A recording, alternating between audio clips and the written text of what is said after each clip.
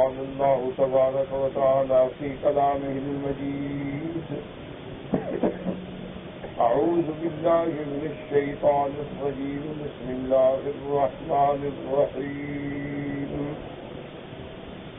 وهل أتاك حديث موسى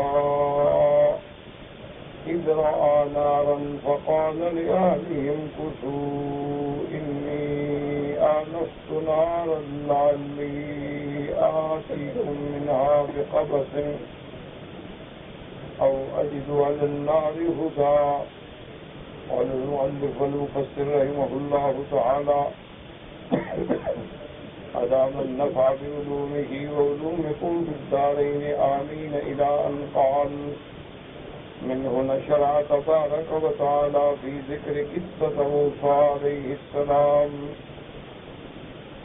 وكيف كان ابتداء الوحي إليه وتكليمه إياه، وذلك بعدما قضى موسى الأجل الذي كان بينه وبين صهره في رعاية الغنم، وصار بأهله قيل قاصدا بلاد مصر بعدما طالت الغيبة أنها أكثر من 10 سنين ومعه زوجته. اب مفسر رحمۃ اللہ علیہ فرماتے ہیں کہ ان آیات مبارکہ میں اللہ تبارک و تعالی حضرت موسیٰ علیہ السلام کا قصہ بیان فرماتے ہیں اور حضرت موسیٰ علیہ السلام سے ابتدائے وحی کیسے ہوئی، اللہ نے ان کو کیسے شرف کلام بخشا۔ یاد رکھیں کہ جہاں حل عطا کا یہاں ہے، اسی طرح حل عطا علی الانسان حین من الدہر لم یکن شیئا مذکورا۔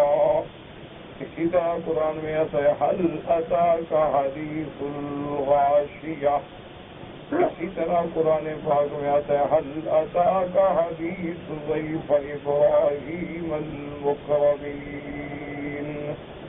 تو یاد رکھیں یہاں مفسرین علماء قواعد فرماتے ہیں کہ 2 معنی ہوتے ہیں، یا تو معنی حل کا ہوتا ہے قد، حل اتاک حدیث موسیٰ، یعنی قد اتاک حدیث موسیٰ بمانے قد، یعنی تحقیق پکی بات ہے کہ آپ کو موسیٰ علیہ السلام کا قصہ پہنچا۔ اور بعض علماء فرماتے ہیں کہ حل استفہام کے لیے ہوتا ہے، اور استفہام جو ہے یہاں تعجیب و تشویق کے لیے ہوتا ہے۔ استفہام حل عطا آپ کو پہنچا مجھے کیا، یعنی قصہ موسیٰ علیہ السلام کی تفصیل آئے۔ استفہام اس لیے ہوتا ہے کہ آپ کی توجہ کرے، شوق بڑھے اور اس کی طرف قابل توجہ کے ساتھ سمجھے۔ جیسے اللہ تبارک و تعالیٰ نے یہاں سیدنا موسیٰ علیہ السلام، تو یہ بھی ایک سیدنا موسیٰ علیہ السلام کا معراج ہے کہ اللہ تبارک و تعالیٰ نے شرف کلام بخشا۔ حالانکہ سنت اللہ یہ ہے ما کان لبشر ان یکلمہ اللہ الا وحیا او من وراء حجاب فَيُرْسِلَ رَسُولًا أَوْ يُوحِيَ بِإِذْنِهِ مَا يَشَاءُ۔ اللہ تبارک و تعالیٰ جب وحی بھیجتے ہیں یا تو دل میں بات ڈال دی جاتی ہے، یا اللہ اپنا پیغام، اپنا قاصد یعنی فرشتہ بھیجتے ہیں تو وہ آ کے اللہ کی وحی پہنچاتے ہیں، یا اللہ تبارک و تعالیٰ کے حجابات درمیان میں قائم ہوتے ہیں، کیونکہ کوئی دنیا کی آنکھ اللہ کو نہیں دیکھ سکتی دنیا میں، لیکن یہ موسیٰ علیہ السلام کا شرف ہے کہ آپ نے اس تجلی کا بھی نظارہ فرمایا، اللہ سے ہم کلام بھی ہوئے، اللہ تبارک و تعالیٰ نے کلام بھی فرمایا۔ اب بعض جو زنادقہ ہیں، گمراہ فرقے ہیں اور کافر ہیں، دشمنان اسلام ہیں، وہ بڑی شبہات پیدا کرتے ہیں کہ جی موسیٰ علیہ السلام کو کیسے پتہ چلا کہ اللہ کا کلام ہے؟ تو کلام خود بتاتا ہے، اور اس کے اثرات جو مرتب ہوتے ہیں کہ موسیٰ علیہ السلام کو ایسے معجزات کا ملنا، اللہ تبارک و تعالیٰ کا ان کو چن لینا، تو یہ ساری باتیں دلالت کر رہی ہیں۔ اچھا اب کوئی کہے کہ نہیں نعوذ باللہ یہ تلبیس ابلیس ہے، تو پھر فرعون کو ہدایت کا حکم تو نہ ہوتا کہ جا کے دعوت دو۔ تو صاف بات ہے کہ اس کلام کی عظمت، اس کلام کی ہیبت، اور اس کلام کا وہ منظر جس منظر میں اللہ نے کلام فرمایا، پھر موسیٰ علیہ السلام کو معجزات کا ملنا، اور موسیٰ علیہ السلام کو فرعون کی طرف حکم دے کے بھیجنا، یہ ساری واضح دلیلیں ہیں۔ لیکن اگر کسی کے دماغ میں ہی کفر بھرا ہوا ہو تو پھر تو لاکھ بہانے ہیں، جو مرضی آئے بہانے کر لیں۔ جیسے کہ علامہ اقبال کہتا ہے کہ سمجھ میں نقطۂ توحید آ تو سکتا ہے، لیکن تیرے دماغ میں بت خانہ ہو تو کیا کہیے۔ یعنی اگر اللہ کی توحید کی بات سمجھنا چاہو تو کوئی مشکل نہیں، سمجھ آ سکتا، لیکن اگر پہلے سے دماغ بت خانہ بنا ہوا ہے، اس میں لات و عزا کا ڈیرا لگا ہوا ہے، تو پھر حق بات داخل ہی نہیں ہوتی، ورنہ حق بات جو ہے بالکل واضح ہے۔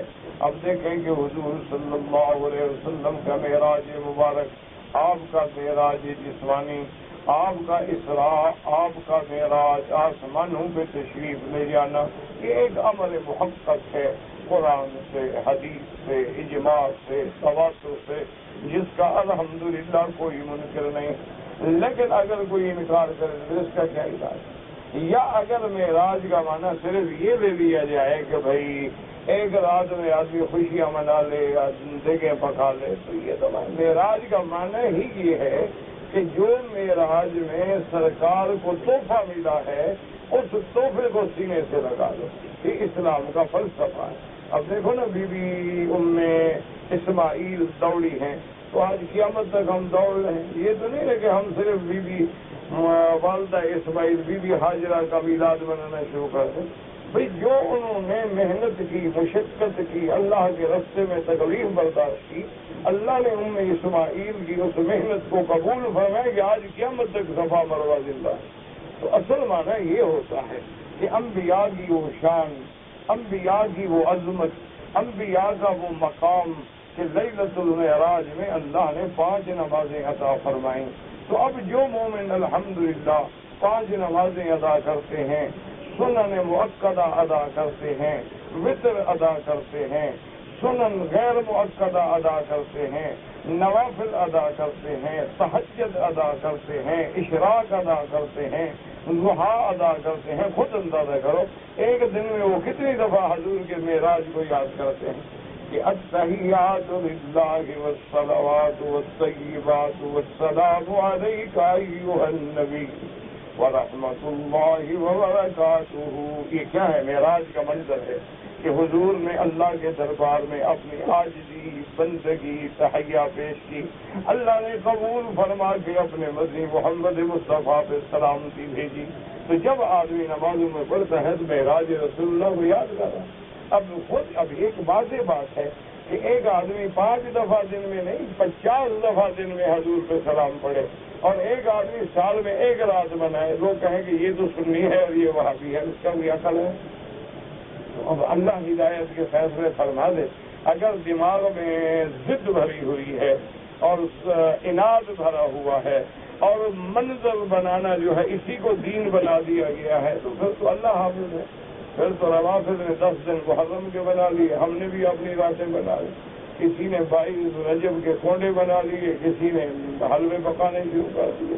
تو یہ کوئی دین وہ ہے کہ جو حضور لائے ہیں اس کو مضبوطی سے پکڑ لو کہ ما آتاکم الرسول فخذوہ وما نہاکم عنہ فانتہوا۔ لیلۃ القدر کی رات قرآن سے ثابت ہے، جس کا کوئی منکر نہیں۔ انا انزلناہ فی لیلۃ القدر وما ادراک ما لیلۃ القدر۔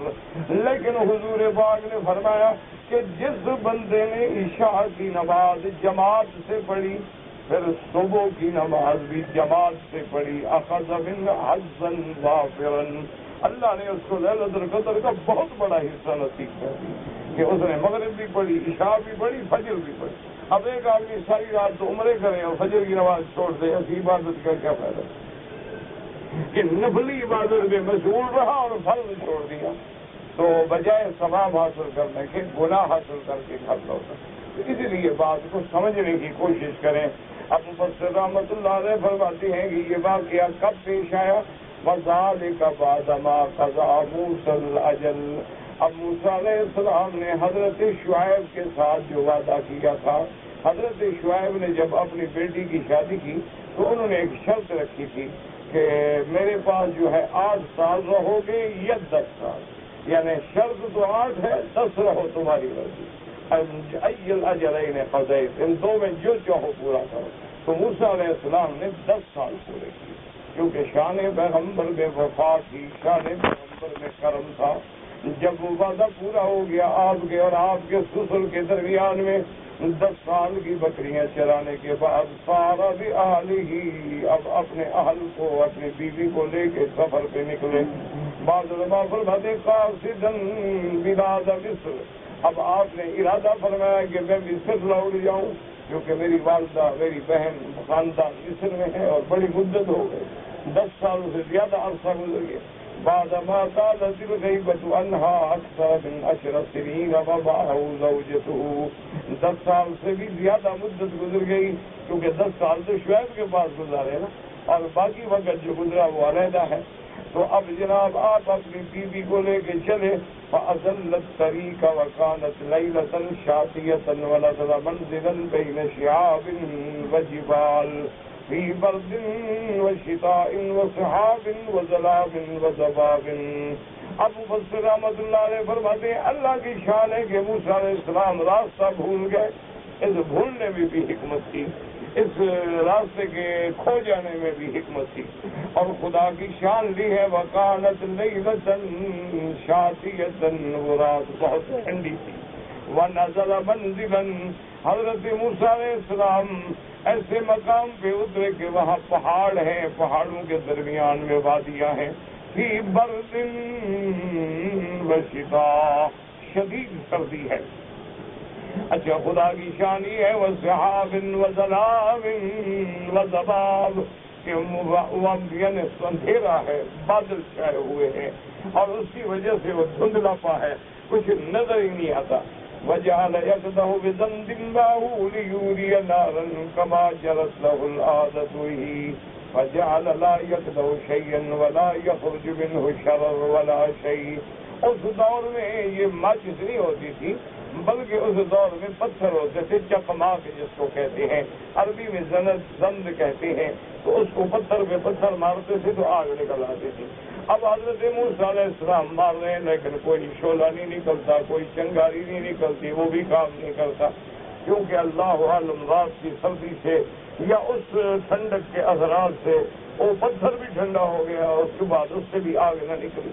وَبَيْنَمَا هُوَ كَذَلِكَ، اسی حالت میں تھی اذ آنس من جانب الطور نارا، اب موسیٰ علیہ السلام نے طور کی طرف سے دیکھا کہ آگ ہے، روشنی ہے، ای ظہرت لہ نار من جانب الجبل الذی كان عن یمینہ، آپ چونکہ طور کے داہنی ہاتھ پہ تھے، آپ کو دور سے آگ کی روشنی نظر آئی۔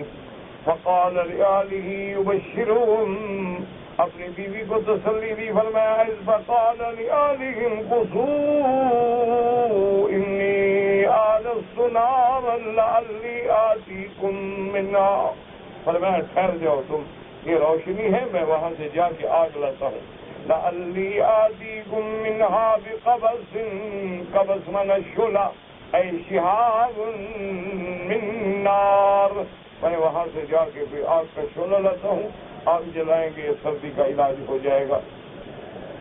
وفی الآیۃ الأخرى او جذوۃ من النار وہی الجمر والذی معہ لہب، یہاں لفظ قبس، دوسری جگہ قرآن کہتے ہیں جذوۃ من نار، اس کا معنی یہ ہوتا ہے جیسے لکڑی جلا کے دوسری جگہ آگ لے آؤ، ایک ہے کہ وہ انگارے اٹھا کے لے آؤ جس میں آگ بھڑک رہی ہے، معنی ایک ہی، لعلکم تصطلون، تاکہ تم آگ سے گرمی حاصل کر سکو، دل علی وجود البرد، اب مفسر رحمۃ اللہ علیہ فرماتے ہیں کہ آگ سے گرمی اس وقت حاصل کی جاتی ہے جب بہت زیادہ ٹھنڈ ہو، تو معلوم ہوا کہ بڑی ٹھنڈی رات۔ وقوله بقبض دل على وجود الظلام، کہ قبض مانا شعلہ روشن، تو یہ دلالت ہے کہ اندھیرا بھی تھا اور سردی بھی تھی۔ اور فرماتے ہیں اس کے بعد مفسر رحمۃ اللہ علیہ او اجد علی النار ہدی ای من یهدینی الطریق دل علی انه قد ضاع عن الطریق. فرمایا او اجد علی النار ہدی، یا مجھے وہاں کوئی بندہ مل جائے جو ہمیں رستہ دکھلائے سیدھا. تو اب مفسر رحمۃ اللہ علیہ اشارہ فرما رہے ہیں کہ دیکھو کہ اب قرآن نے تو یہ نہیں کہا نا کہ ٹھنڈی تھی، قرآن نے تو یہ نہیں کہا اندھیرا تھا، قرآن نے تو یہ نہیں کہا کہ سردی لگی ہوئی تھی، لیکن علماء نے کہاں سے سمجھا؟ قرآن سے. کیونکہ جب فرمایا لعلی آتیکم منہا بقبس، میں آگ کا جلتا ہوا کچھ لے آؤں، من اندھیرا تھا تو روشنی کی ضرورت تھی. اور جب فرمایا لعلکم تصطلون، تاکہ تم آگ سے گرمی حاصل کرو. نتیجہ نکلا کہ ٹھنڈ تھی تو تبھی تو آدمی آگ سیکتا ہے. تو سب کچھ قرآن سے سمجھا جاتا ہے، حدیث سے سمجھا جاتا ہے. لفظ اللہ کے کلام کا ہوتا ہے، لفظ محمد الرسول اللہ کے ہوتے ہیں، لیکن اس کا معنی اور مفہوم جو ہے وہ علماء سمجھتے ہیں. اسی طرح جیسے فرمایا ابو اجد علی النار ہدی، یعنی یا مجھے کوئی راستے دکھلانے والا ملے. تو معلوم ہو گیا کہ راستہ بھولے ہوئے تھے. اگر راستہ بھولے ہوئے نہ ہوتے تو راستے دکھلانے والے کی ضرورت ہی کیا تھی؟ کہ یہ ساری چیزیں قرآن سے سمجھ آ رہی. یہ معنی ہوتا ہے قرآن سمجھنے کا اور حدیث رسول عربی صلی اللہ علیہ وسلم کے سمجھنے کا. كما قال الثوري النبي سعيد الأعور النكرة الباس في قوله أو أجد على النار هدى قال من يهديني إلى الطريق وقالوا شاسين وصل الطريق ولما رأى النار، کیونکہ وہ بھول چکے تھے طریق، ضل الطريق. قال فلما نال النار قال إن لم أجد أحدا يهديني إلى الطريق أتيتكم بنار توقدون بها. تو مانا حضرت موسیٰ کے کلام کا یہ تھا کہ اگر کوئی رستہ دکھلانے والا نہ بھی ملا تو کم از کم آگ تو لے آؤں گا. اگر کوئی راستہ دکھلانے والا مل گیا تو الحمدللہ، اگر نہ ملا تو آگ لاؤں گا جس سے آپ فائدہ اٹھائیں. فلما أتاها نودي يا موسى إني أنا ربك فاخلع عليك إنك بالواد المقدس طوى وأنا اخترتك فاستمع لما يوحى إنني أنا الله لا إله إلا أنا فاعبدني وأقم الصلاة لذكري إن الساعة آتية أكاد أخفيها لتجزى كل نفس بما تسعى فلا يصدنك على من لا يؤمن بها واتبع هواه فتردى. يقول تبارك وتعالى فلما أتاها النار واقترب منها. اب موسیٰ علیہ السلام جب اس آگ پہ پہنچے، اس کے قریب آئے، نودی یا موسیٰ، اللہ تبارک و تعالی نے آواز دی کہ موسیٰ علیہ السلام. وفي الآية الأخرى نودي من شاطئ الوادي الأيمن في البقعة المباركة من الشجرة يا موسى إني أنا الله. جیسے قرآن نے دوسری جگہ فرمایا کہ اس وادی میں داہنی جانب بقعہ مبارکہ میں شجرہ درخت سے آواز آئی یا موسیٰ انی انا اللہ، کہ میں اللہ کی ذات بات ہے. وقال هنا إني أنا ربك الذي يكلم الخاطب فاغلقنا عليك وعلم ذات إني أنا الله. اس آیت میں انی انا ربک، تو اللہ بھی اسی کی ذات ہے، رب بھی اسی کی صفت ہے. الذی یکلمک ویخاطبک، اللہ نے فرمایا کہ موسیٰ جو آپ سے ہم کلام ہے، تیرا رب تجھ سے مخاطب ہے، تیرا رب تجھ سے کلام فرما رہے ہیں. فخلعنا علیک، اپنے جوتے اتار دو. قال علی بن ابی طالب وابو ذر وابو ایوب وغیر واحد من السلف. حضرت علی ابن ابی طالب، حضرت ابو ذر، ابو ایوب فرماتی ہیں کانتا من جلد حمار غیر ذکی، کہ آپ کے جوتے جو ہیں وہ گدھے کے چمڑے بنے ہوئے تھے لیکن پاک نہیں کیا گیا وہ چمڑا. وقیل انما امرہ بخلع علیہ تعظیما للبقعۃ، بعض علماء نے فرمایا کہ بقع مبارک کی تعظیم کا تقاضا یہ تھا کہ جوتے اتاریں. وقال سعید بن جبیر کما یؤمر الرجل ان یخلع علیہ اذا اراد ان یدخل الکعبۃ، حضرت سعید بن جبیر فرماتے ہیں کہ جیسے کعبۃ اللہ میں جانے والوں کو جوتے اتارنے چاہیے. وقیل لیطأ الارض المقدسۃ بقدمیہ حافیا غیر منتعل، وقیل غیر ذلک واللہ اعلم. اور بعض علماء نے فرمایا اللہ نے حکم دیا کہ جوتے اتاریں تاکہ آپ کے پاؤں جو ہیں اس وادی مبارکہ کی مٹی سے لگیں اور برکت حاصل کریں. اور بھی اقوال ہیں لیکن یاد رکھو سب سے بڑی بات وہ ہے جو اللہ کے قرآن نے خود بیان کر دی، فَخْلَعْنَ عَلَيْكَ إِنَّكَ بِالْوَادِ الْمُقَدَّسِ طُوًى، کہ تم ایک مبارک وادی میں. تو یہاں سے سبق ملا کہ مبارک جگہ مسجد ہے، کعبہ ہے، حرم ہے، بغیر جوتے کے ہیں. ایک ہے جوتا پہن کے آنا جائز ہے، ہاں جائز ہے، اگر جوتا پاک ہے تو جائز، اگر جوتا پاک ہے تو اس میں نماز پڑھنا بھی جائز ہے. ایک حدیث مبارک میں آتا ہے کہ میرے آقا رحمت دو عالم صلی اللہ علیہ وسلم آپ نماز پڑھا رہے تھے اور جوتا مبارک بھی پہنا ہوا تھا. آپ نے نماز کی حالت میں جوتا اتار دیا، صحابہ نے بھی اتار دیا. جب فارغ ہوئے حضور نے فرمایا کہ تم لوگوں نے جوتے کیوں اتارے ہیں؟ انہوں نے کہا حضور آپ نے جو جوتا اتار دیا تو پھر آپ کی اتباع تو کرنی ہے. آپ نے فرمایا مجھے جبریل نے خبر دی کہ آپ کے جوتے میں کچھ مٹی لگی ہے غلط، اس لیے میں نے اتارا، تم لوگوں نے کیوں اتار دیا؟ تو معلوم ہوا کہ اگر کوئی چیز جوتے میں ہے تو اس کا اتارنا ضروری ہے. اگر پاک ہے، صاف ہے، یا بعض لوگ ہیں نا حرم میں جوتا نہیں لے لیتے ہیں، وہ استعمال ہی حرم میں کرتے ہیں، اس کے علاوہ جب باہر جاتے ہیں نکال لیتے تاکہ جوتا بھی خراب نہ ہو اور پاؤں جو ہے وہ بھی خراب نہ ہو. تو ایسے استعمال کرنا بالکل جائز ہے. ورنہ ادب کا طریقہ یہ ہے کہ جب آدمی اللہ کے دربار میں آئے تو خاشعاً خاضعاً، بڑے خشوع سے، عاجزی سے، بڑی تواضع سے جوتا اتار کے پوری طرح دل اور دماغ کو حاضر کر کے اللہ کی دربار میں حاضر ہو.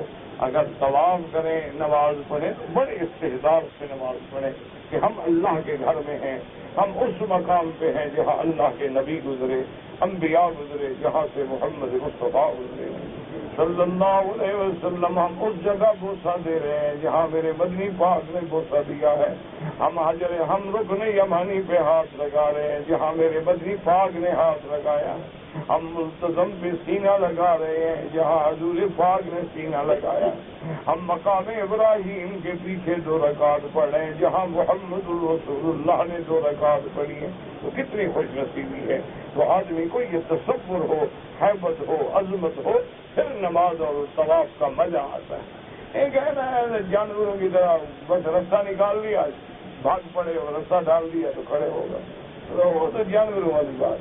اصل بات یہ ہے کہ دل دماغ جو ہے تیرا اللہ کی طرف، دل و نگاہ مسلمان نہیں تو کچھ بھی نہیں. اگر دل میں اسلام نہیں ہے اور نگاہوں میں دین نہیں ہے تو پھر کوئی فائدہ نہیں کہ ہم طواف کریں اور لوگوں کی لڑکیوں کو دیکھیں ایسے طواف کر. اس سے تو بہتر ہے جا کے کہیں پیچھے بیٹھ جاؤ جہاں عورتیں نظر نہ ہیں، وہ زیادہ بہتر. ایسے مقام میں نماز پڑھو کہ جہاں کوئی عورتوں کا گزر ہی نہ ہوتا کہ خواہ فتنے سے آدمی بچ جائے. اگر عورتوں کو دیکھنا ہے اور اللہ کے کعبے میں طواف کی حالت میں انا للہ ہے. بس دعا کرو اللہ ہمارے حال پہ رحم فرمائے، ورنہ امت رسول کی حالت بہت بگڑ چکی اور میں ہم لوگ خود شامل ہیں. وکیل اللہ نے فرمایا انک بالواد المقدس طویٰ. طویٰ کیا چیز ہے؟ قال علی ابن ابی طلحہ سے بعد میں اسم للوادی، کہ وادی کا نام وادی یہ طویٰ تھا. اسی طرح وقضا قال غیر واحد فعلى هذا يكون اصل بیان انک بالواد المقدس طوى. یہ عطف جو ہے اس کا واضح کر رہا ہے کہ وادی سے مراد کیا ہے. وادی طوى وقیل عبارت الامر بالوطی بقدمه. بعد میں فرمایا بات طوى کا معنی یہ ہے ودا یتاؤ پاؤں کا زمین پہ لگنا, اس کو کہتے ہیں طوى. إذا أنه قدس مرتين تواضع الفرقد وكررت الله أول والأول واسطة. بعض کہتی ہیں لأنه قدس مرتين, اللہ نے اس کو 2 دفعہ برکت بخشی. وتبع له البرکت, اور آپ کو 2 دفعہ برکت حاصل ہوئی کوہ طور پہ جانے کی. وکررت, لیکن مفسر فرماتے ہیں پہلا قول زیادہ راجح ہے کہ إنك بالوادي المقدس طوى, کہ وادی کا نام وادی طوى ہے. وادیوں کے نام ہوتے تھے. اب دیکھیں جیسے وادی زیمہ, وادی جموم, وادی عثفان, وادی قدید, وادی علی تیمہ, وادی فاطمہ, یہ نام ہوتے تھے عرب میں. طوى کا معنی بھی وادی کا نام ہے. اذ ناداه ربه بالوادي المقدس طوى. وقوله ونخصتك قوله ان اصطفيتك على الناس برسالاتي وبكلامي. اللہ نے فرمایا موسیٰ علیہ السلام میں نے آپ کو چن لیا ہے. کیا مانا؟ یعنی اپنی رسالت کے لیے, نبوت کے لیے میں نے آپ کو چن لیا, اور اپنے کلام فرمانے کے لیے چن لیا کہ تمہیں کلیم اللہ کا شرف بخشا. اے علی جمیع الناس من الموجودین فی زمانہ. فقد قيل إن الله تعالى قال يا موسى أتدري لما خصصتك بالتكليم من بين الناس؟ قال لا. قال لأني لم يتواضع إلى أحد تواضعك. اب جناب فرماتی ہیں اللہ پاک نے فرمایا کہ موسیٰ علیہ السلام میں نے تم کو لما خصصتک بالتکلیم, میں نے تم کو اپنے کلام کے لیے کیوں چن لیا. اور حضرت موسیٰ نے فرمایا اللہ میں نہیں جانتا, یہ آپ کا کرم ہے. فرمایا لأنی لم يتواضع إلى أحد تواضعك, کہ میں کسی سے اتنا محبت شفقت نہیں فرماتا جیسے تیری طرف فرمائی ہے. اب حکم دیا فاستمع لما يوحى, استمع الآن ما أقول لك وأوحي إليك, کہ پوری توجہ سے سنو, قلب سے سنو, قالب سے سنو, توجہ سے سنو جو تمہاری طرف وحی کی جاتی ہے. اننی انا اللہ لا الہ الا انا. هذا امر واجب المكلفين ان يعلموا انه لا الہ الا اللہ وحدہ لا شریک له. اب مفسر رحمۃ اللہ علیہ فرماتے ہیں کہ ہر انس جن پہ سب سے پہلی معرفت یہ ہے کہ وہ پہچانے کہ کوئی معبود برحق نہیں مگر اللہ. وحدہ, وہ اکیلا ہے. لا شریک لہ, وہ شریکوں سے پاک ہے. لا نظیر لہ, جس کی نظیر کوئی نہیں. لا مثل لہ ولا مثال لہ, جس کی مثال کوئی نہیں. لیس کمثلہ شیء. سب سے پہلے یہ بات جانے. اس کے بعد فاعبدنی, میری عبادت کریں. کیا مانا؟ میری توحید کا قائل ہو جاؤ کہ میرے سوا عبادت کسی کے لیے نہیں ہے. عبادت چاہے قولی ہو, عبادت عملی ہو, عبادت فعلی ہو, عبادت مالی ہو, عبادت جسمانی ہو, ہر قسم کی عبادت کا حقدار صرف اللہ کی ذات ہے. وقم بعبادتی من غیر شریک, اور میری خالص عبادت جس میں کسی کو شریک نہ کریں. وَأَقِمِ الصَّلَاةَ لِذِكْرِي مَعْنَا وَصَلِّ لِتَذْكُرْنِي. نماز قائم کرو تاکہ میری یاد بڑھے, کیونکہ نماز اس لیے قائم کرو کہ اس میں میری یاد ہے. معنی ہو اقم الصلاۃ عند ذکرک لی, کہ جب مجھے یاد کرنا ہو تو نماز پڑھو.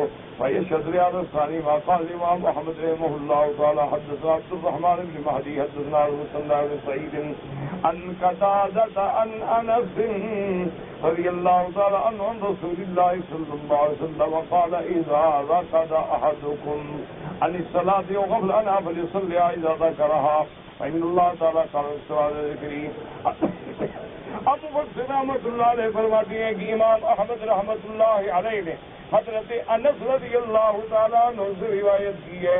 حضور پاک نے فرمایا اذا رقد احدکم عن الصلاۃ او غفل, کہ اگر کوئی بندہ سو جائے, نیند آ جائے, غافل ہو جائے, تو جب بیدار ہو جیسے جا کے فوراً نماز ادا کرے.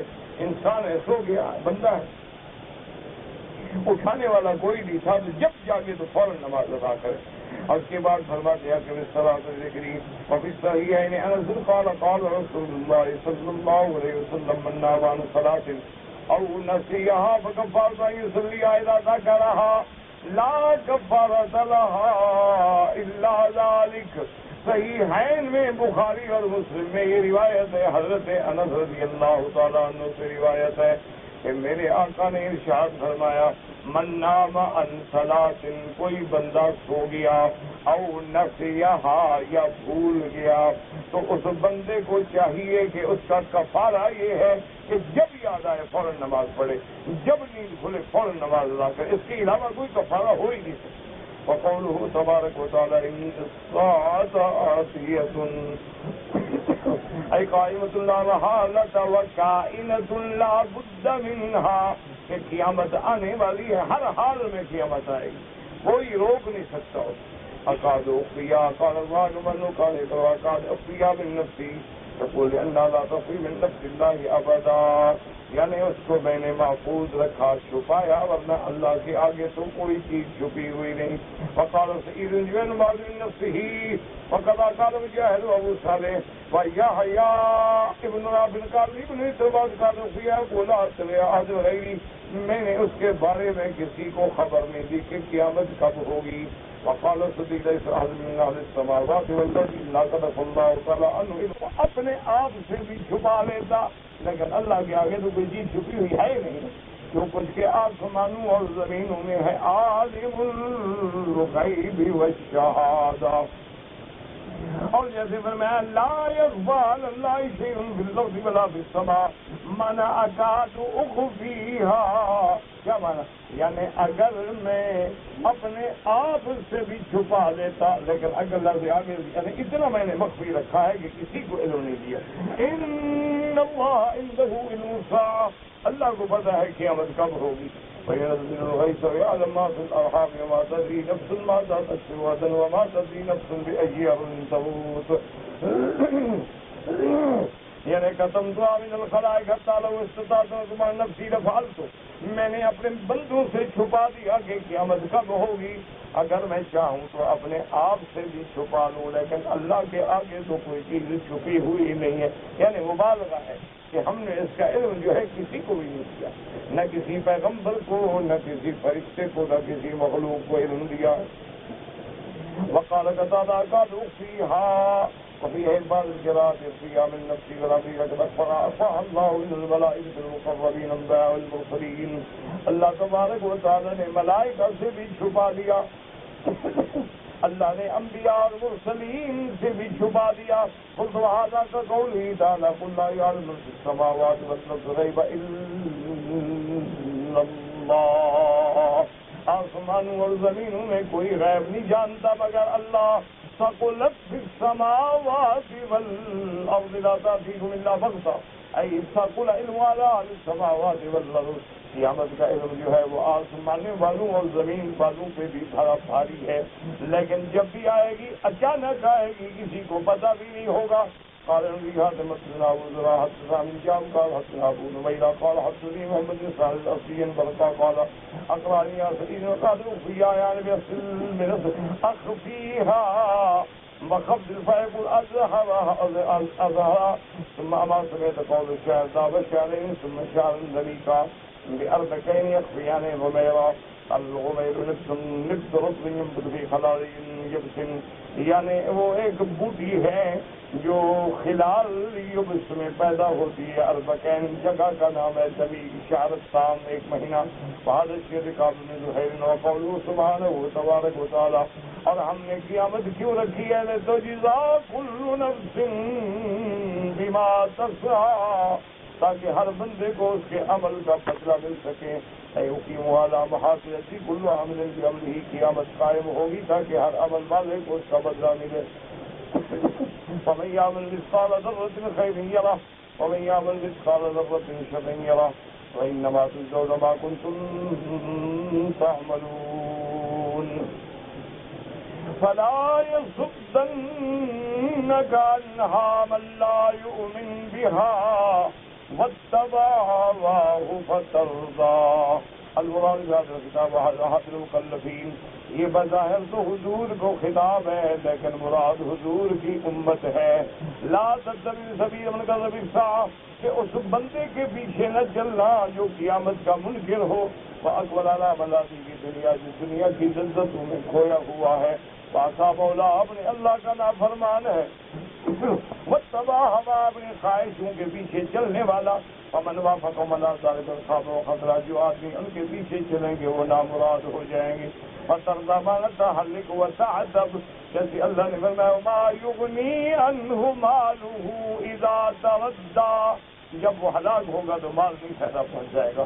تو بظاہر خطاب حضور کو ہے، لیکن حکم امت کو ہے کہ حضور آپ اپنی امت کو کہہ دیں کہ ان لوگوں کا ساتھ نہ دیں جو دنیا میں پڑے ہوئے ہیں، قیامت کو بھولے ہوئے ہیں، آخرت کو بھولے ہوئے ہیں، اپنی خواہشوں کے پیچھے دوڑ رہے ہیں، ان کے پیچھے چلیں گے تو یہ بھی ہلاک و برباد ہو جائیں گے۔ اللہم لا تہلکنا بذنوبنا، اللہم لا تعذبنا بذنوبنا،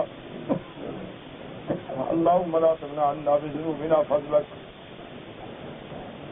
کہتے ہیں جی کہ مجھے مغی ہوا خارج ہوتی ہے اور میں مجبور ہوں، تو اب ہر وقت ہوا خارج کرنے کے لیے حرم سے باہر جانا تو مشکل ہے، بس آپ معذور ہیں انشاءاللہ۔ اللہ پاک کی طرف سے کوئی گناہ نہیں ہوگا، کچھ آمدن تو نہ کریں بلکہ علاج بھی کریں، کوشش بھی کریں، لیکن اس کے باوجود بھی ہوا نہیں روک سکتے تو آپ معذور ہیں انشاءاللہ، گناہ نہیں ہوگا۔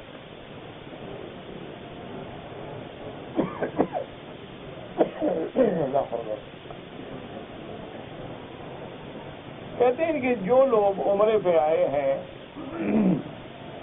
مدینہ منورہ جانے کے بعد 40 نمازیں پڑھنا ضروری ہے؟ بالکل نہیں، یہ تو کسی حدیث مبارک میں نہیں ہے۔ اگر کوئی آدمی مدینہ منورہ جاتا ہے، صبح کی نماز کے بعد 7 بجے پہنچا، مسجد رسول عربی صلی اللہ علیہ وسلم میں 2 رکعت نماز تحیۃ المسجد پڑھی، اس کے بعد سرکار دو عالم پہ سلام پڑھے، سیدنا ابو بکر عمر رضی اللہ عنہما پہ سلام پڑھے، دعا مانگی، واپس آ گیا، کوئی بات نہیں، زیارت ہو گئی، چاہے ایک نماز بھی نہیں پڑھی، یعنی ظہر سے پہلے واپس آ گئی۔ ایک حدیث مبارک میں آتا ہے کہ جس بندے کو اللہ تبارک و تعالی مسجد رسول میں 40 نمازیں جماعت کے ساتھ تکبیرہ تحریمہ کے ساتھ، یعنی پہلے دفعہ امام جب اللہ اکبر کہے تو شامل ہو، اس انداز میں 40 نمازیں ادا کرے تو اللہ اس کو جہنم سے اور نفاق کی بیماری سے بری کر دیں گے۔ ایک فضیلت ہے، اللہ تمہیں بھی نصیب کرے، اللہ مجھے بھی نصیب کرے۔ لیکن ایک ہے زیارت الگ چیز ہے، یہ 40 نمازیں الگ چیز ہیں، یہ فرض نہیں، واجب نہیں، موقع ہے ضرور پڑھو، اللہ نے اگر ٹائم دیا ہے تو کوشش کرو۔ اور بعض علماء اس لیے زور دیتے ہیں کہ 40 نمازیں پڑھنے والے پر اللہ کی رحمت ضرور ہوتی ہے، پھر آدمی تبدیل ہوتا ہے، نمازی بن جاتا ہے۔ اسی لیے وہ کہتے ہیں کہ اللہ کی حکمت ہے کہ اللہ نے موسیٰ علیہ السلام کو کوہ طور پہ 40 راتوں کا حکم دیا۔ اللہ نے ہر نبی پر 40 سال کے بعد نبوت نازل فرمائی، تو فرماتے ہیں اس عدد میں حکمت ہے کہ تبدیلی آتی ہے بندے میں، بے نماز جو ہے وہ نمازی بن جاتا ہے، اللہ نصیب کرے۔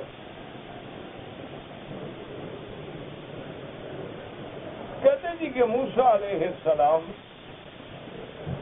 پر آپ پر جب تورات اتری اور حضور صلی اللہ علیہ وسلم پہ جب قرآن اترا تو فاصلہ کتنا ہے درمیان، اللہ اعلم، کیونکہ نہ کوئی ڈائریاں ہیں ہمارے پاس سابقہ، نہ ہمارے پاس کوئی تقریم ہے، اندازہ ہے کہ تقریباً یعنی 1000 سال سے بھی زیادہ فاصلہ ہے، کیونکہ حضرت عیسیٰ علیہ السلام اور حضور کے درمیان میں تقریباً 600 سال، یہ سب تقریباً ہے، حقیقت کا علم اللہ کو ہے۔ نہیں، پہلی بات یاد رکھو میرا بھائی، اچھا اگر تمہیں پتہ لگ جائے کہ 1000 سال ہے تو کیا کر لو گے؟ یعنی اس علم سے فائدہ کیا ہوگا؟ بات تو سمجھو. اگر اس علم میں فیصلہ اور فائدہ ہوتا بندوں کا، اللہ قرآن میں بیان کر. اگر امت کا نفع ہوتا تو حضور بیان فرما. کوئی ضروری نہیں موسیٰ علیہ السلام آئے، عیسیٰ علیہ السلام آئے، حضور آئے، درمیان میں 1000 کا فاصلہ ہو، 1200 سال کا ہو، 600 سال کا ہو، اس سے ہمیں فائدہ کیا ہے؟ وہ یہی بتا. تو ایسے سوالات کرنا کوئی عقل مندی نہیں ہوتی، بے وقوفی کی دلیل ہوتی کہ جس سے نہ امت کا فائدہ ہو. اگر فائدہ ہوتا تو اللہ قرآن میں کیوں چھپاتے ہو؟ اب تم کہو کہ حضرت آدم کب پیدا ہوئے تو تاریخ ہم کہاں سے دیں؟ جبریل علیہ السلام سے جائیں پوچھیں گے؟ تو ہمیں تو اپنی تاریخ کا پتہ نہیں ہے. یعنی آپ حیران یقین کریں، میری اپنی تاریخ ولادت جو ہے نا جی، وہ کوئی 4-5 جگہوں پہ ہر جگہ الگ لکھی ہے. تو ہم لوگوں کو خیال ہی نہیں، کسی نے جیسے لکھ دیا. کسی نے آئیڈینٹی کارڈ بنوایا لکھ دیا، کسی نے ایک پاسپورٹ بنوایا لکھ دیا، کسی بار یار میرا پاسپورٹ بنوا دینا ٹھیک ہے. اور نے انداز لگایا اتنی عمر ہوگی مکی صاحب کو، دیکھو پاسپورٹ ہی بنوانا ہے، چھوڑو کون سا امتحان دینا ہے اس میں. جو لکھ دیا ہم جانے سے بچ گئے، ہم نے بھی نہیں دیکھا کہ کیا ہے. تو اس لیے میرا عزیز ہمیں تو اپنی عمر کا بھی پتہ نہیں، ہمیں تو اپنے دادا کی عمر کا بھی پتہ نہیں کہ کب پیدا ہوئے تھے. اور تم موسیٰ علیہ السلام کا اور تورات اور قرآن کے درمیان جناب فاصلہ ڈھونڈ رہا ہے. لے جاؤ کمپیوٹر پہ ڈال کے انٹرنیٹ والوں سے پوچھو، نکال کے دیں گے. ایسے بنتے ہیں کہ میں بھی مولوی ہوں سوال پوچھ رہا ہوں. یہ جہالت ہے، مولویت نہیں. ایسا سوال پوچھنا جہالت. ایک آدمی نے اپنی بیوی کو کہا کہ انشاءاللہ طلاق دیا، تو اگر دیا نہیں نا انشاءاللہ اللہ چاہے گا تو دے گا نا. ہاں اگر طلاق دے کے انشاءاللہ برکت کے لیے کہا تو طلاق ہو گیا.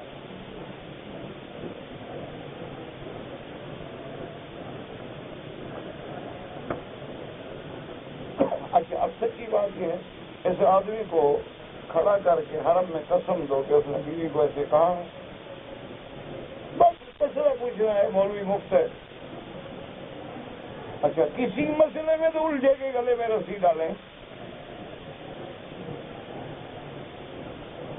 مسئلہ پوچھنا مقصد ہی نہیں، مقصد ہی شرارت ہے، فساد ہے. اس لیے لوگ کچھ ایسے پیدا ہوتے ہیں جن کا کام دین نہیں ہوتا، فتنہ ہوتا. اور فتنہ تو اشد من القتل. اللہ پاک آپ کو مجھے ہر مسلمان کو فتنوں سے بچائے. اب دیکھو نا جی، ہمیشہ اصول ہے. اب نماز پڑھ رہے ہیں تو ایک آدمی امام ہے، باقی مقتدی ہیں، تیسرا کیا ہوگا؟ ہاں مجھے بتائیں نا، اگر جماعت کھڑی ہے، ایک امام ہے، باقی مقتدی ہے، جو الگ کھڑا ہے وہ کون ہے؟ فسادی. ایک پڑھ رہا ہے، ایک سمجھ رہا ہے، تیسرا اعتراض کر رہا ہے، وہ کون ہے؟ بس انتخاب دے رہا ہے. اگر بیوی سے کہا، اگر کہا، اگر کر. اور ایسی باتیں اچھی نہیں ہوتی. ایک دن حضرت عمر بیٹھے تھے رضی اللہ تعالی عنہ، ایک آدمی آیا جس کو حضرت عمر سے بغض تھا. آپ نے پوچھا کہ بھئی تمہارا نام کیا ہے؟ تو اس نے کہا لہب، شعلہ. انہوں نے کہا کہ تمہارے باپ کا نام کیا ہے؟ تو اس نے کہا شہم. انہوں نے کہا تمہاری والدہ کا کیا نام ہے؟ انہوں نے کہا نار، آگ. اصل تو اس کے دل میں حضرت عمر سے غصہ تھا نا، تو ایسے نام چڑ چڑ کے بتا رہا تھا کہ یعنی حضرت عمر چلے کہ میرا نام آگ ہے، مام کا نام آگ ہے، باپ کا نام جہنم ہے، دادے کا نام طحاویہ ہے. حضرت عمر غصے میں آئے، فرمایا ارجع الی بیتک ان اللہ احرق علیک بیتک. لوٹ جاؤ اپنے گھر، اللہ نے تمہارا گھر جلا ڈالا. اللہ نے جلا. تو اس طرح کھیلنا جو ہے وہ اچھا نہیں ہوتا. کبھی دل سے دعا نکل جاتی ہے آدمی کے حق میں بری، اور دعوت المظلوم جو ہوتی ہے نا وہ فوراً اللہ کے عرش سے پہنچ جاتی ہے، پھر اس کے درمیان میں کوئی رکاوٹ نہیں ہوتی. اس لیے ایک مسئلہ ہے پیش آ گیا ہے پوچھ لو. اگر ایک مسئلہ ہے پیش ہی نہیں آیا ہے تو بلا وجہ فساد اور شرارت کرنے کا کیا فائدہ؟ اسی لیے اللہ نے قرآن میں صحابہ کو منع کیا کہ لا تسألوا عن الاشیاء، میرے نبی سے ایسے ایسے سوال نہ کیا کرو، ان تبدلکم تسؤکم، اگر وہ ظاہر ہو جائے پتہ نہیں تمہیں برا لگے۔ جیسے ایک آدمی نے حضور سے پوچھا کہ من ابی یا رسول اللہ، حضور میرا باپ کون ہے؟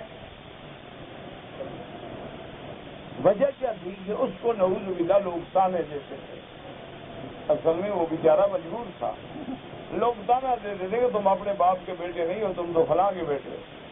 تو ایک دن وہ غریب پریشان ہوا، صحابہ کی موجودگی میں من نبی کا میرا باپ کون ہے؟ تمہارا باپ فلاں ہے۔ جب گھر آیا تو ماں نے کہا بیٹے تمہیں لحاظ نہیں آیا، یہ تو اللہ نے میرا پردہ رکھ لیا کہ میں نے گناہ نہیں کیا اور تم حلال کے بیٹے ہو، اگر حضور کسی اور کا نام لے لیتے تو میں تو قیامت تک برباد ہو گئی تھی۔ تم اپنی ماں کو تہمت رکھوانے کے لیے سوال پوچھنے گئے۔ اللہ کے بندے، اللہ نے پردہ رکھا ہے، پردے کو کیوں چھیڑتے؟ کتنے لوگ ہیں ہمارے اوپر اللہ نے پردہ ڈالا ہوا ہے، ہم بلا وجہ اپنے گناہوں کو ظاہر کریں، میں نے یوں کیا اور میں نے یوں کیا، اور اللہ کے غضب کو دعوت ہے۔ میرا بھائی اللہ سے ہدایت مانگا کرو، کوئی مسئلہ پیش آ جائے وہ الگ بات ہے، ایک ہوتا ہے کہ فرضی طور پہ بیٹھ کے مسئلے بناتے رہو تاکہ شرارت کی جا سکے۔ کہ میں ایک لڑکی ہوں، مجھے پوچھنا یہ ہے کہ نماز لڑکی کیسے ادا کرے؟ میری بیٹی، نماز لڑکی جتنا پردے سے پڑھے اتنا افضل ہے، گھر میں پڑھے مسجد سے افضل ہے، آخری صفوں میں پڑھے اول صف سے افضل ہے، مردوں کی آنکھوں سے دور پڑھے افضل ہے۔ اسی طرح ایک حدیث میں ہے کہ جب وہ زمین پہ جائے تو اپنے بدن کو زمین سے لگا لے پاؤں نکال کے، تاکہ جتنا بدن زمین سے لگے گا اتنا افضل ہے۔ یہ نہیں کہ اپنے بدن کو اٹھائے اور لوگوں کو موومنٹ کی حرکات پر نظر پڑے۔ تو اس لیے مرد اور عورت کی نماز میں فرق ہے، اور اگر آپ کو تسلی کرنی ہے تو کوئی نماز کی کتاب عربی جانتی ہے تو مصنف ابن ابی شیبہ دیکھ لیں، اور اگر اردو جانتی ہے تو نماز پیمبر ایک چھوٹی سی کتاب ہے، اس میں ساری حدیثیں لکھی ہوئی ہیں۔ ہمارے ملک میں ہر نماز کے بعد دعا جو ہے اجتماعی معمول بن گیا ہے۔ بہرحال حضرت میں تو عالم بھی نہیں ہوں، ایک طالب العلم ہوں۔ میری جہاں تک کم علمی کی تحقیق ہے وہ یہ ہے کہ آدمی التزام نہ کرے، ضد نہ کرے، کبھی مانگ لے کبھی نہ مانگے۔ باقی بعض جگہ علماء کو مشکلات کا سامنا کرنا پڑتا ہے۔ اب دیکھیں نا، جیسے لوگ علماء اولیاء اللہ جب ہند میں آئے تو لوگوں پر ہندوؤں کا اثر تھا، جوگیوں کا اثر تھا، ان کے پنڈتوں کا اثر تھا، اور وہ جوگی جو تھے ان کے انتر منتر پڑھتے تھے اور پتہ نہیں بھجن گاتے تھے اور پتہ نہیں کیا کیا بلائیں کرتے تھے۔ تو ان علماء اولیاء اللہ کو ان لوگوں کا رخ پھیرنے کے لیے، صحیح راستے پہ لگانے کے لیے، کوئی آتا تو اس کو قرآن کی آیت بتا دیتے، قرآن کی آیت بتاؤ تویز لکھ کے دے دیتے کہ یہ غیروں کے ہاتھ سے چڑھنے سے تو بہتر ہے کہ بچ جائے۔ تو ان کی نیتیں اچھی۔ ہمارے ملک میں چونکہ بدعات کا رواج تھا، 3 دعائیں مانگو، 1 دعا مانگی، پھر دعا مانگو، پھر دعا مانگو، جنازے کے بعد دعا، نماز کے بعد 3 دعائیں، قبر پہ 4 دعائیں، راستے میں 18 دعائیں۔ تو اب بعض علماء بھی مجبور ہو گئے کہ لوگوں کو کم از کم چلو 1 دعا تو مانگنے دو، تاکہ یہ نہ سمجھے کہ یہ بالکل منکرین دعا ہے، دعا کو مانتے ہی نہیں۔ تو بعض مجبوریوں کی بنا پر، بعض سد ذرائع کے بنا پر بھی فتاویٰ دیے جاتے ہیں۔ اس لیے علماء کے حالات پہ نظر کریں۔ ایک عالم کو ایک جگہ دعوت ہوئی، تقریر کرنے کے لیے بلائے گئے۔ جب وہاں پہنچے تو بلانے والے نے ان کی خدمت میں عرض کیا کہ حضرت اس ساری بستی میں ایک صحیح العقیدہ اہل سنت والجماعت کا بندہ صرف میں ہوں،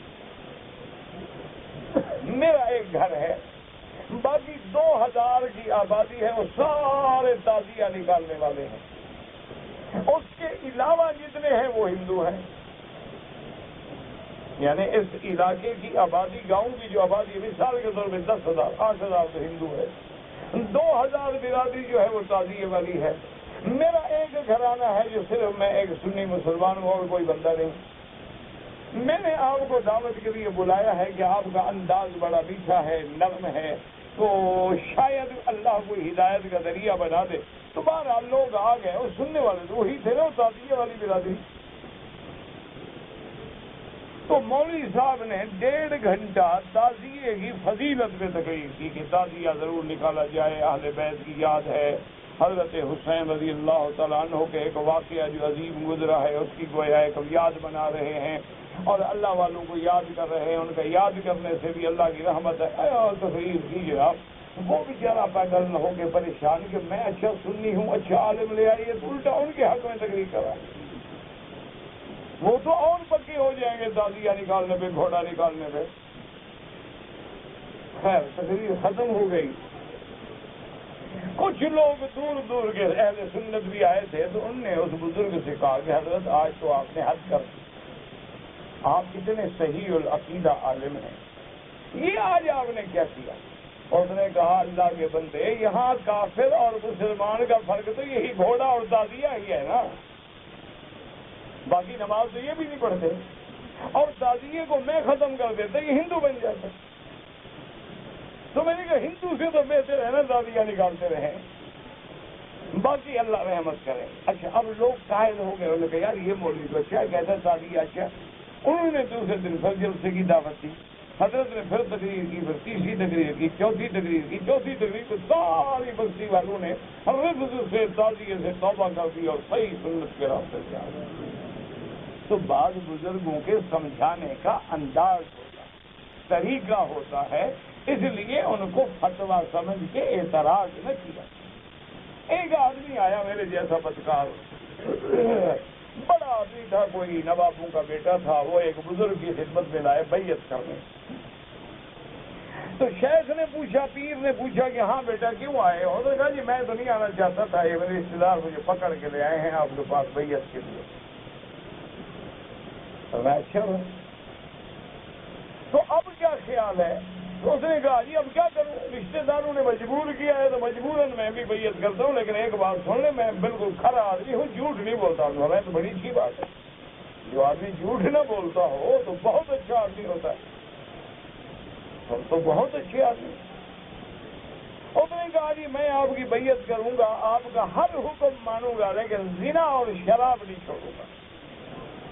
میں کہا جی میں مجبور ہوں، میں اس مرض میں مبتلا ہوں، میری ہر رات جو ہے وہ شراب اور شباب کے بغیر گزر ہی نہیں سکتی.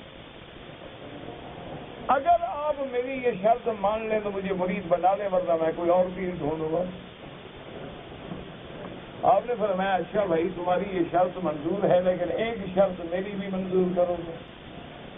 انہوں نے کہا کہ باقی تو آپ جو بھی حکم دیں نا، الٹا لٹک جاؤ میں لٹک جاؤں گا. اگر میں نہیں تمہیں لٹکانے کی کوئی ضرورت نہیں، ایک شرط تمہاری ہم نے مان لی، اب کسی کو کہو وہ کہا یار یہ اچھا پیر ہے، کہتے زنا کیا کر.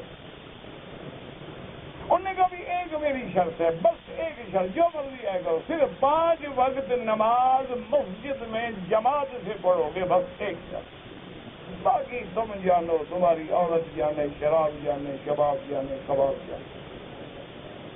اس نے کہا یہ میرا وعدہ ہے، میں 5 وقت نماز مسجد میں پڑھوں. بابا ٹھیک ہے بیعت کر لو. اسی پہ بیعت ہو گئی، وعدہ ہو گیا، چلا گیا. وہاں گیا جناب تو عصر کے بعد ان کا معمول ہوتا تھا کہ 5 بجے وہ نہا دھو کے کپڑے شپڑے پہن کے اپنی مجلس میں آ جاتے تھے، پھر مجرے شروع ہو جاتے تھے. تو ساتھی اس کو بلانے کے لیے آئے کہ جناب وہ گانے والیاں بھی آ گئی ہیں اور شراب کی لگ گئی ہے اور مجلس میں انتظار ہو رہا. انہوں نے کہا یار میں نے پیر سے وعدہ کیا تھا، میں جھوٹ کبھی نہیں بولتا. اب اگر میں اپنی مجلس میں چلا گیا تو پھر مغرب کی نماز کیسے پڑھوں گا؟ پہلے نماز پڑھ لیں تو عصر کے بعد کا پروگرام ختم، اب عشاء کے بعد. انہوں نے کہا ٹھیک. اب مغرب کی نماز پڑھی، مغرب کے بعد بیٹھ گیا، پھر عشاء کی نماز پڑھی، عشاء کی نماز پڑھ کے گھر چلا گیا. انہوں نے نوکر بھیجا کہ حضرت ساری مسجد میں کہ یار آج چھٹی کر دو، کل عشاء کے بعد. دوسرے دن گیا، نماز پڑھی. دوسرے دن جب وہ شام کو آئے، انہوں نے کہا جی اب وہ دوسرا دن ہے، وہ لڑکیاں آئی ہوئی ہیں. انہوں نے کہا یار میں نے توبہ کر.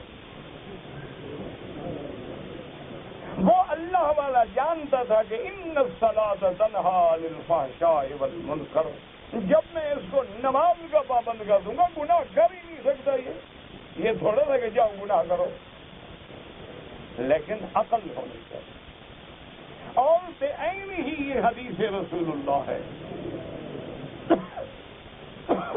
کہ حضور صلی اللہ علیہ وسلم نے فرمایا ان اللہ اطلع الی اہل بدر فقال اعملوا ما شئتم انی قد غفرت لکم، کہ اللہ نے نظر رحمت فرمایا بدر کے صحابہ کی طرف اور فرمایا میرا بدریوں کو مبارک دے دو کہ آج کے بعد جو چاہے کرے میں نے ان کے گناہ معاف کر دیے۔ اب اس کا کیا معنی تھا کہ اصحاب بدر کو چھٹی ہو گئی، جو مرضی آئے کریں، چوری کریں، ڈاکے مارے، قتل کریں، اللہ نے معاف کر دیا؟ معنی یہ تھا کہ جب اللہ معاف کر دیتے ہیں گناہ کرنے ہی نہیں دیتے، خود راستے بند کر دیتے ہیں گناہوں کے اور نیکیوں کے راستے کھول دیتے ہیں۔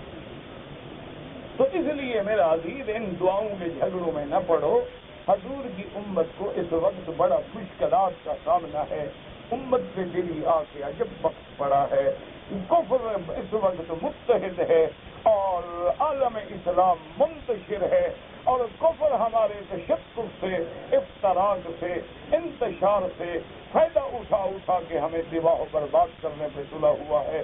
اگر ہم ان چھوٹی چھوٹی باتوں میں لگے رہے اور امت ایک وحدت میں نہ پروئی گئی تو انجام سامنے ہے۔ اب تمہاری مرضی ہے ان مسئلوں پہ امت کو لڑاؤ یا حضور کی امت کو اکٹھا کرو۔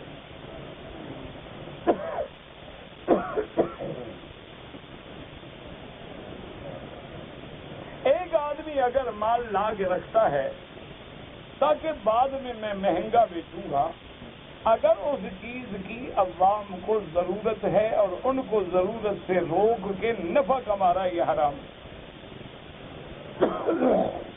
اگر عوام کو ضرورت نہیں ہے، مثلا کپڑا اسٹاک کر دیا بھی یہ کپڑا حج میں ہے تو زیادہ ریٹ مل جائے، کوئی بات نہیں، لیکن گندم ہے، کھانا ہے، پینا ہے جس کے بغیر اجناس ہیں، لوگ زندہ نہیں رہ سکتے، لوگ بھوکے مر رہے ہیں اور یہ آٹا ذخیرہ کر رہے ہیں تو یہ حرام ہے۔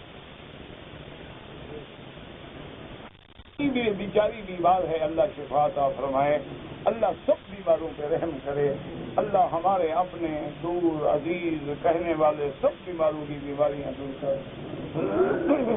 اگر ایک آدمی نقد چیز 500 میں بیچتا ہے، اسی چیز ادھار کو 600 میں بیچتا ہے، یہ جائز ہے، کوئی منع نہیں، لیکن کوشش کرو کہ یہ کام بھی نہ کرو۔ میں نے ایک گاڑی لی 5 لاکھ روپے میں، رقم نہ ہونے کی وجہ سے دوسرے آدمی نے 5 لاکھ دے دیے، اب وہ 8 لاکھ مانگتا ہے، یہ سود ہے۔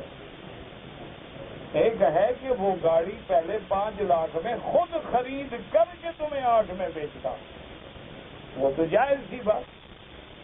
تم نے گاڑی خریدی، اس نے تو پیسہ دیا ہے تمہیں، وہ تو قرض ہے، امداد ہے، اب اس میں نفع مانگ رہا ہے، وہ تو حرام ہے۔